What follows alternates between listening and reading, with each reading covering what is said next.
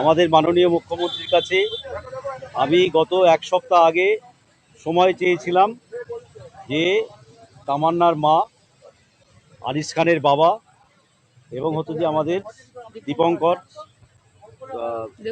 দেবু দাস এবং তার স্বস্তিক পুড়িয়ে মারা হয়েছিল 2018 সালে পঞ্চায়েত নির্বাচনে।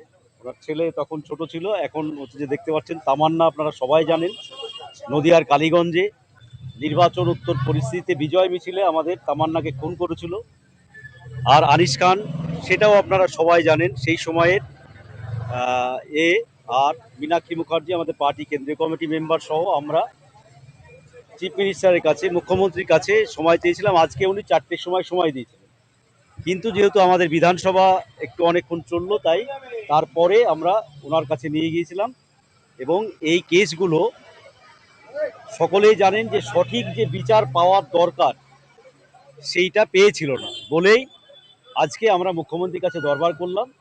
উনি খুবই সহানুভূতির সাথে বিষয়টা দেখার আশ্বাস দিয়েছেন আমাদেরকে, এবং তামান্নার মার সঙ্গে আলাদাভাবে কথা বলা, আনিস খানের বাবার সঙ্গে, দীপঙ্করের সঙ্গে আলাদাভাবে কথা বলে যা বিষয় আছে, এবং আমাদের দলের নেত্রী হিসাবে মীনাক্ষী মুখার্জি আমাদের সাথে ছিলেন। তিনি এই 3টে কেসই না, গোটা রাজ্যে আরও এইরকম অসংখ্য কেস আমাদের আছে, সেই বিষয়েও আমরা হচ্ছে যে মুখ্যমন্ত্রীর কাছে আবেদন রাখলাম যাতে সেই কেসগুলো হচ্ছে যে রিওপেন করা হয় এবং যাতে আসামিরা, যারা দোষীরা, শাস্তি পায়।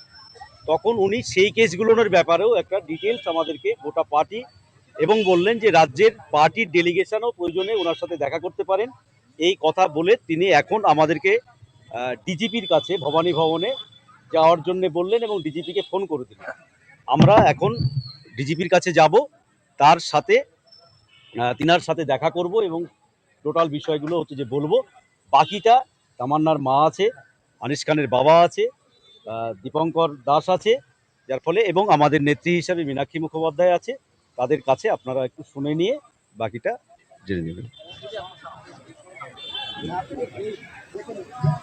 বিগত 15টা বছরে বা বিভিন্ন সময়ে সরকারের থাকা সত্ত্বেও পুলিশ, গুন্ডা, দুর্নীতিগ্রস্ত দুর্বৃত্তদের হাতে এই তামান্না, আনিস, দেবুদাস, উষাদাস সহ এই পশ্চিমবঙ্গের অসংখ্য আমাদের কর্মীরা, সাধারণ মানুষ, তারা খুন হয়েছেন, জখম হয়েছেন বিভিন্ন সময়ে।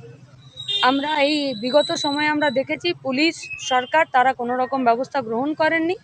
তাই এই সমস্ত অসমাপ্ত যে সমস্ত কেসগুলো ছিল, যেখানে বিচার পায়নি, খুনিদের শাস্তি হয়নি, আমরা সেই সমস্ত খুনিদের শাস্তি এবং বিচারের দাবিতে, যাতে তারা যথাযথ শাস্তি পায়, সেই শাস্তির দাবিতেই আমরা আজকে মুখ্যমন্ত্রীর কাছে, আমাদের বিধায়ক বলেছেন, ডোমকলের কমরেড মুস্তাফিজুর রহমান, তিনি বলেছেন, আমরা সময় পেয়েছিলাম, সিএম সময় দিয়েছিলেন, আমরা সেই বিচারের দাবিটাই তার কাছে করেছি। তিনি এই সম্পর্কিত যা যা ব্যবস্থা নেবার কথা, সেই সব ব্যবস্থা নেবার কথা তিনি বলেছেন।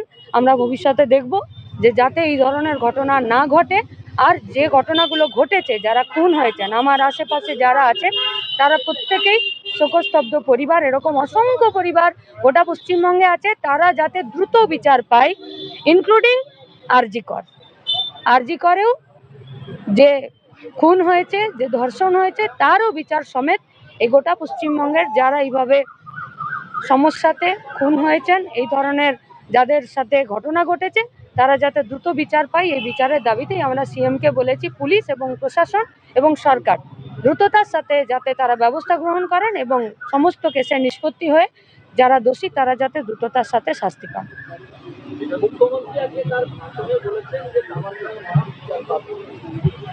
আমরা চাইবো গোটা পশ্চিমবঙ্গের তামান্নার মা, আনিসের বাবা, দেবুদাস, উষাদাসের ছেলে, কামদুনি, এই সমস্ত শুরু করে গোটা রাজ্যে অসংখ্য এই ধরনের ঘটনা আছে যা মিডিয়াতে ততটা সামনের সারফেসে আসেনি।